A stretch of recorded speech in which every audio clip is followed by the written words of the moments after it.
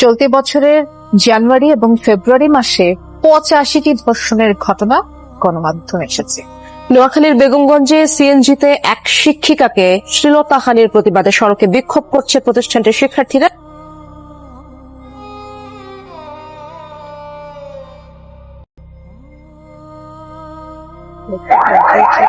জামালপুরের সরিষাবাড়িতে 10 বছর বয়সী দুই মাদ্রাসা শিক্ষার্থীকে বলাৎকারের অভিযোগ উঠেছে এক শিক্ষকের বিরুদ্ধে।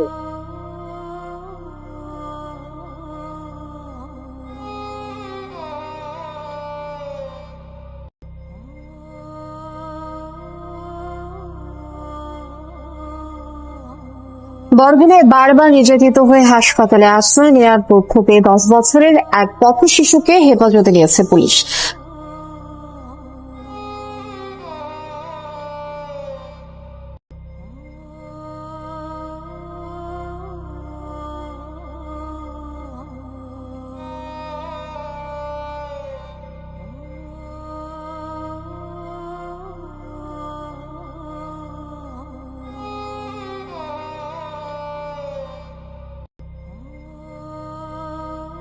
কেন সবকিছুর তুলনায় আবারও বেড়েছে প্রকারভেদে প্রতি কেজি চালের দাম?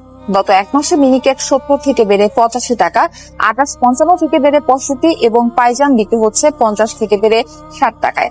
বেড়েছে মশলার দামও। প্রতি কেজি এলাচ বিক্রি হচ্ছে 3000 থেকে বেড়ে 5200 টাকা। সয়াবিন তেলের সরবরাহ বাড়লেও দাম কমেনি এখনো।